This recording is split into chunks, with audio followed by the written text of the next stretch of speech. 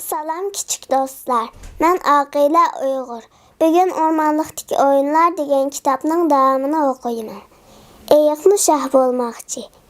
Yolvas bilan Şir əpləşib qalğandan keyin ormanlıqda inaqlıq əslik gəldi. Şir bilan Yolvas özləri üçün tayarlagan ordularını oyunxanaga aylandırıb etdi. Hayvanlar bu iki oyunxananın birini Yolvas oyunxanası, yana birini Şir oyunxanası dep ad qoydu. Tax günleri Yolvas oyunxanasında, cüp günleri Şir oyunxanası türlük oyunlar oynanıldıgan boldu.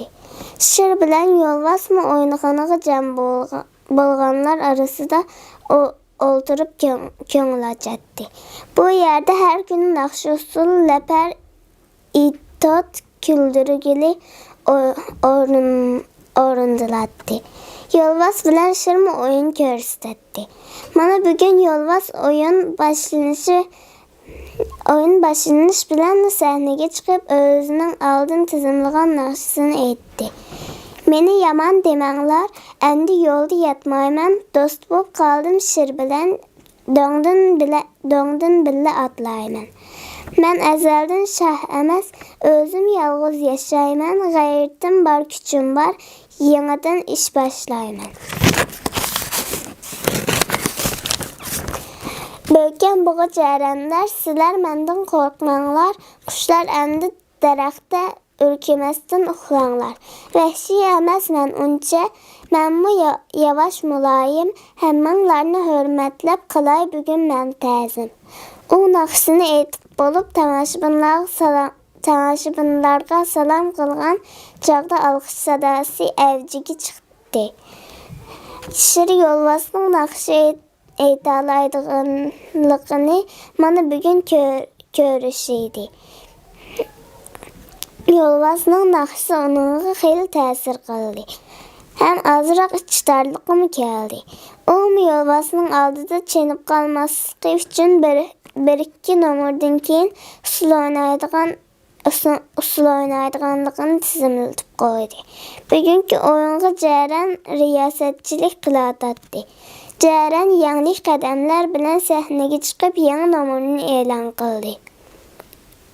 Növbətdəki ordğanlar Şir aleylərinin orundışıda usul Cərən şundaq dep elan qılışı bilan tamaşabanlar arasıdan qıyqas çoğan kötürüldü. Bu yerde mana şundaq şadlıq oyunu qoyuluyatqanda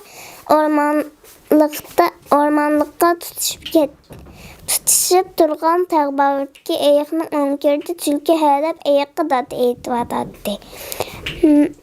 Mən bu Şir yaki Yolvas padişah bolsun demegen, ularga ardın payını sizni alan digin deptiken mən, ular cidalının çoğunu tereydiğanğa az qalğanda Heliqi Tursuncan degen adaş nədin gəldi. Tursuncan degenin Heliqi tapçaldığan balı şumu, o hayvanlarının tilini bildiğin ve hayvanca sözleydiğin üç adamның biri. Taş üstüde oturup kasısı ağırgan eyiq qozğılıb so'radi. Tursuncandan başqa yana kim biz bilan paranlaşa alaydı?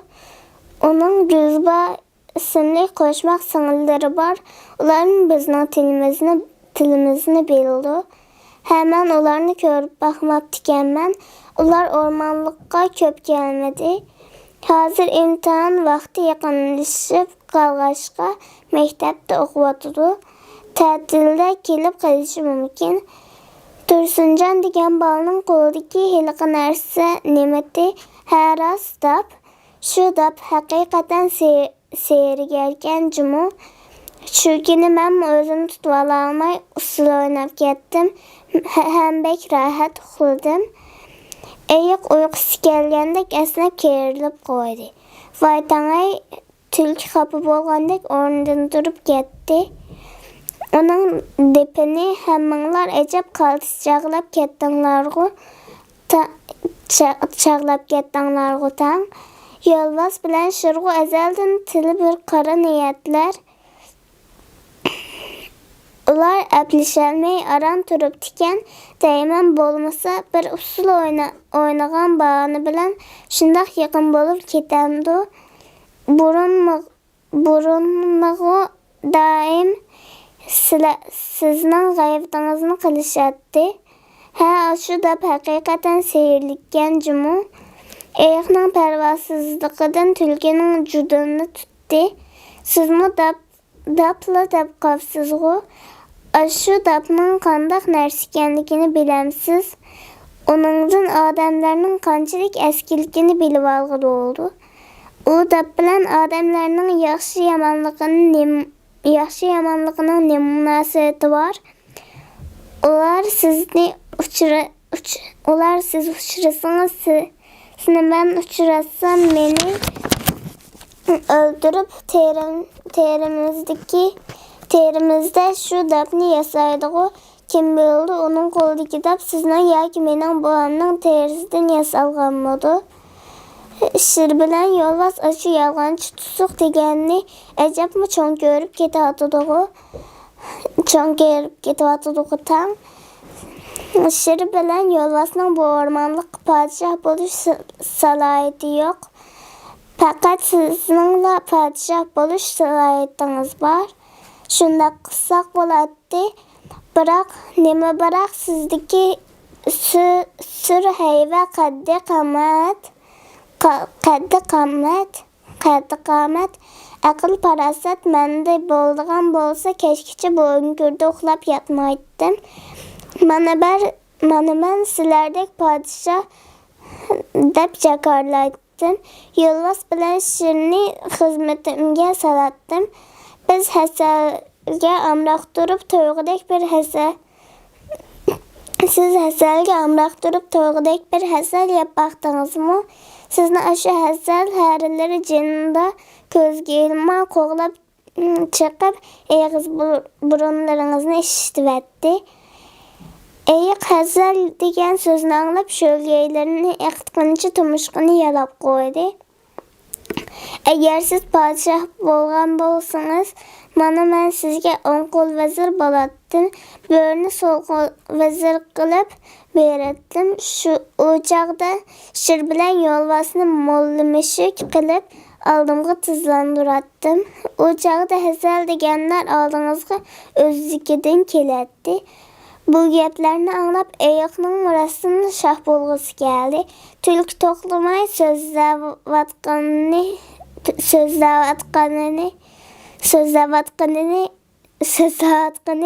bilan Eyiqning qanday qilib shoh bo'la oladiganligi haqida hech narsa demagan edi. Hey tulkijon, shoh bo'lishga menga xush yoqdi. Biroq qanday qilsam shoh bo'la olayman? Shoh bo'ldim debla shoh bo'lib olg'ili bo'landi. Sen bunaq gapni qilmay ko'tilda verdigan narsa Hasal hech xumori tutib ketgan yo'q. O'zini besilolmay tulkini silkishlayapti. U tulkining jonga asqatmaydigan quruq gapidan zerikib qolgan edi. Tulki Eyiqning bundaq ochiqilganligini ko'rib baxmag'ashqa cho'chib o'rnidan turib ketdi. U Eyiqni nima desam shuningga ma'qul deydi deb o'ylagan edi. O'ylamagan yerdan Eyiqning bundaq deyishi uni sal tantirtib qo'ydi. Endi u Eyiqni qoyil qilgudek biror amal topolmasa Eyiqning ishonchisidan ayrilib qoladi. Shunga chaqmoq tezligida bir amal topdi. Buning amali oson. Siz heliqi Tursunjon degan bolani qo'lga tushirib olsangizla, u sizning podshoh bo'lishingizga yordam qildi. Shundaqmi, u bolani nerdan topaman? U bolaning uyi odamlar mahallasida kashqurunlari mahallaning chetiga berib yoshirinib tursangiz, u bolani uchirtisiz. U Uday mektepning beg'ida deb o'yindi.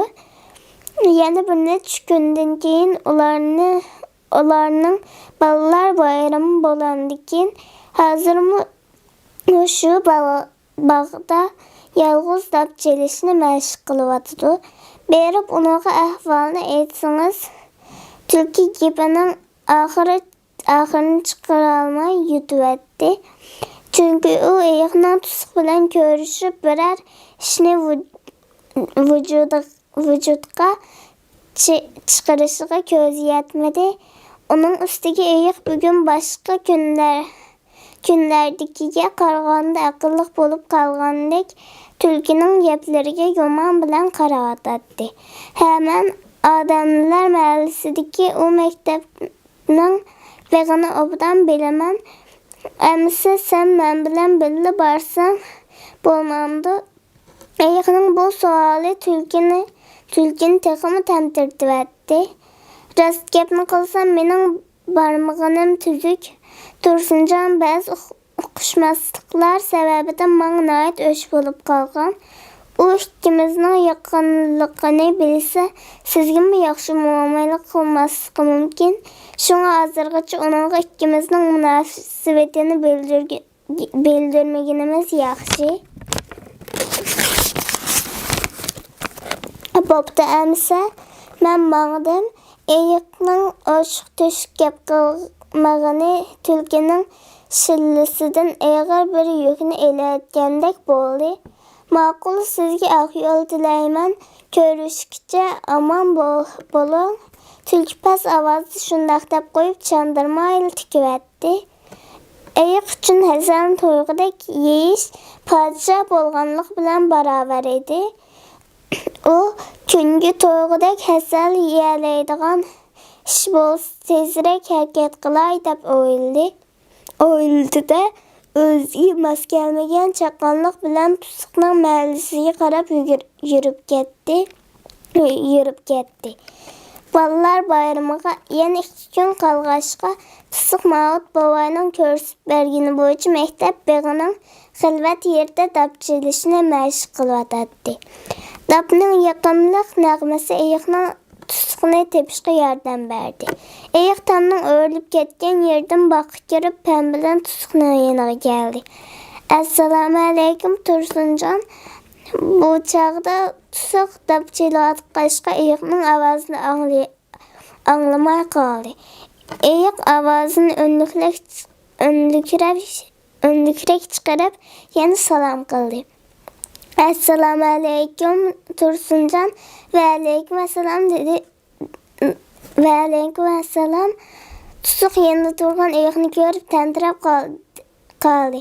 Ha ayiqjon, sizga bu yerga qo'rqmay qandoq keldingiz? Sizni izlab kelgan edim, boshqa odam ko'rinmadim. Menda biror ishingiz bormidi? Shundoq sizdan yordam so'rab kelgan edim. Men o'rmonlik podshoh bo'lay degan, biroq sizning yordamingiz bo'lmasa podshoh bo'la olmaydiganman. Podshoh bo'lishimga yordam qilsangiz, men sizning har qanday ishingizga yordam qilardim. Ayiqning bu gapini anglab tusuqning qalbisiga bir o'y keldi. Men sizning podshoh bo'lishingizga cho'qim yordam qilaman. Undaq bo'lsa, siz mening bir ishimga yordam qila olamsiz. Qaysi ishingizga? 7 kundan keyin bizning bayramimiz bo'ldi. Hayvonlar o'yinxonasidagi artistlarning akilib bayramlik o'yin qo'yib bera olamsiz. Chatoq yo'q. Ayiq tezla javob berdi.